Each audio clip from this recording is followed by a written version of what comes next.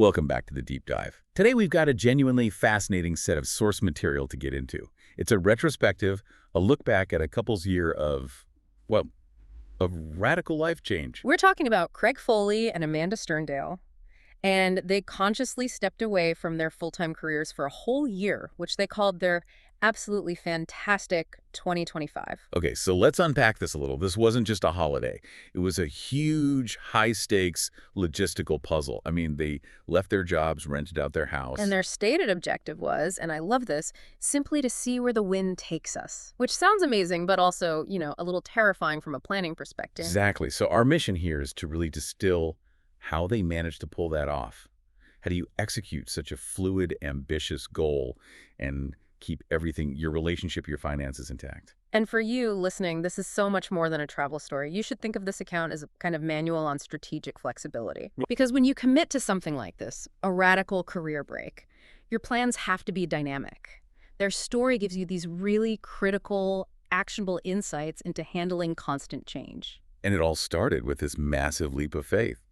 The regular work schedules just vanished. Their house suddenly becomes an income source. It really speaks to a profound level of commitment, It does. That initial groundwork, renting the house, leaving their jobs, that's the anchor that allowed for all the freedom that came later. It created a financial cushion, which shows that even the most free-form adventures, they need a really rigorous foundation. So even with this goal of pure flexibility, they did have an initial vision. The starting line was Australia. Yep. With a pretty ambitious plan to travel all the way up north, aiming for Broome. That's a huge journey in itself. A huge journey. But Broome seems to have just been an initial compass point, because almost immediately that compass just spun. It really did. They quickly pivoted. The next major destination they talk about is Switzerland. And this wasn't random. It had this deep personal significance. Amanda, it turns out, hadn't been back to her home country in 20 years. 20 years! You can just imagine. Craig said that month was absolutely mind-blowing for him, just watching her experience being home again. But they weren't just sitting around. Not at all. They dove straight into some intense, physically demanding stuff. Climbing what they called ridiculous mountains. And tackling via ferratas. Right, the iron paths. For anyone who doesn't know, what are those exactly? They're basically climbing routes with steel cables and rungs bolted into the rock.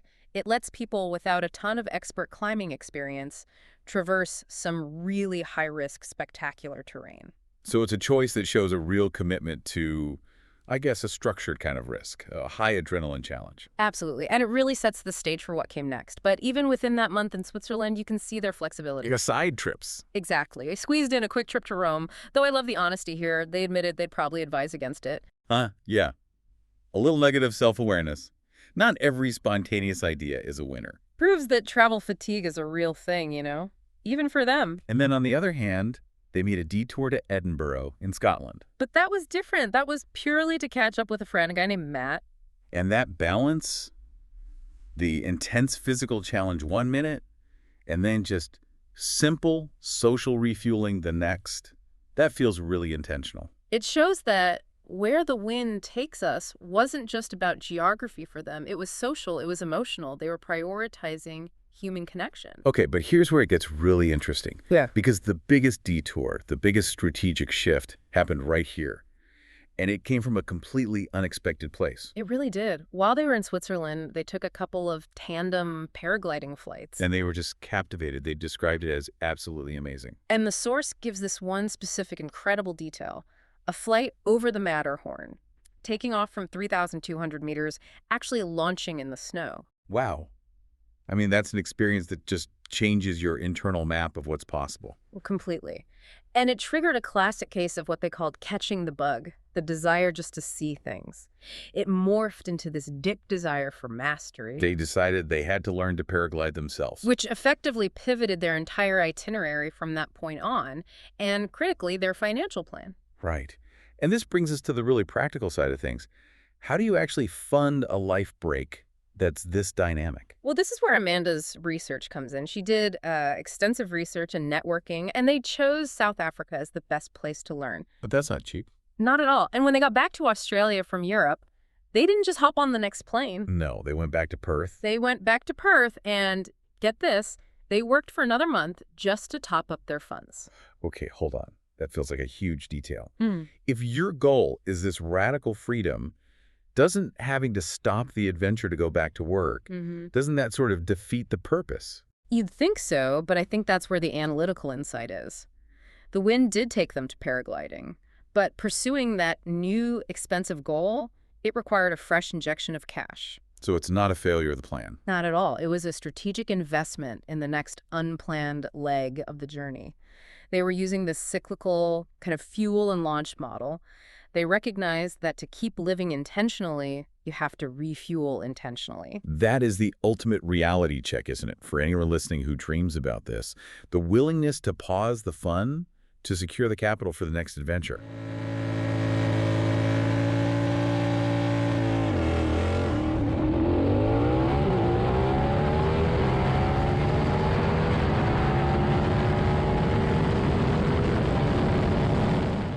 Precisely. That 1 month of work in Perth probably separated a successful year-long adventure from one that would have been cut short. They traded a month of work for a life-changing skill in South Africa. That's a powerful strategy. And even while they were in South Africa, learning this intense new skill, Amanda was keeping her professional goals alive Yeah, this is incredible. She applied for a job at CERN, at CERN, specifically in what they call the brigade sector. which suggests some really high-level technical work. This is a critical point about career breaks. A pause doesn't have to mean you stop thinking or growing professionally.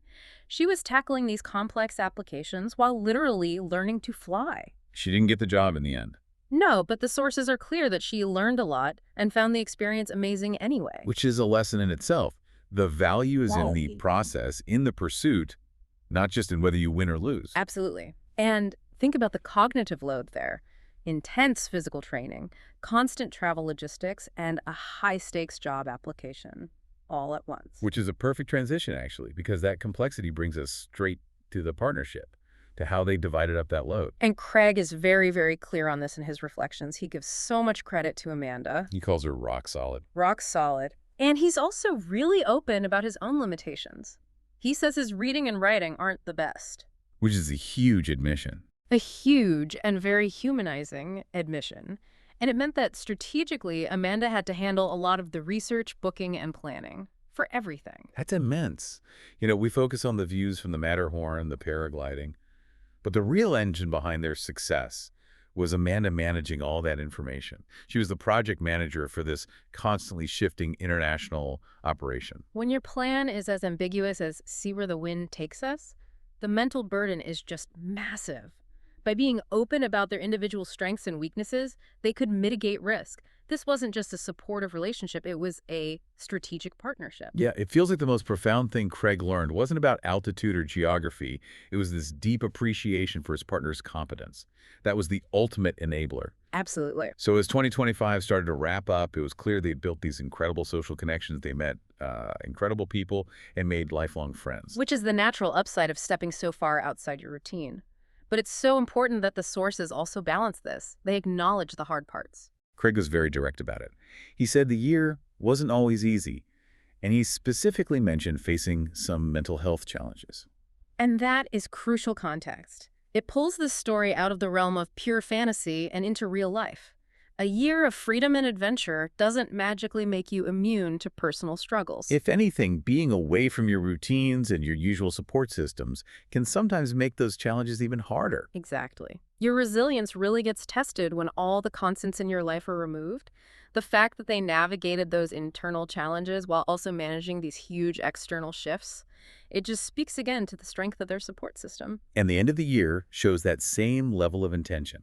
They returned home, they settled back in, and significantly, they got some work done over the Christmas period. That Christmas work period, that's the final piece of the puzzle. It's the final proof of their cyclical strategy. They weren't just winding down. They were actively resourcing what comes next. They're now preparing for 2026, and they're hopeful it will be a better year.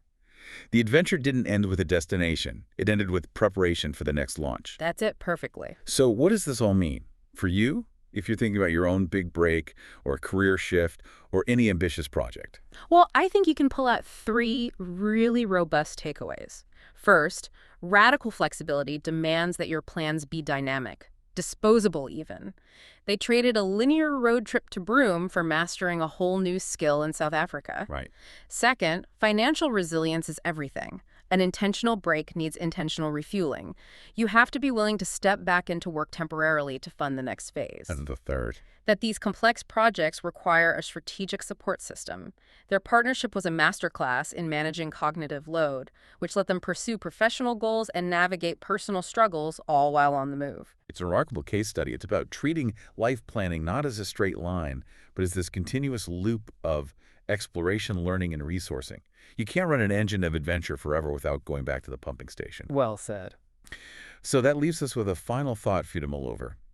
If returning to work, whether for a month in Perth or over Christmas, wasn't seen as a failure, but as preparation, as simply getting the fuel for the next great adventure, how does viewing your own career not as a destination, but purely as a strategic fuel source for intentional living and continuous learning, how does that fundamentally change the way you approach your own long-term planning? That's worth a deep, deep ponder.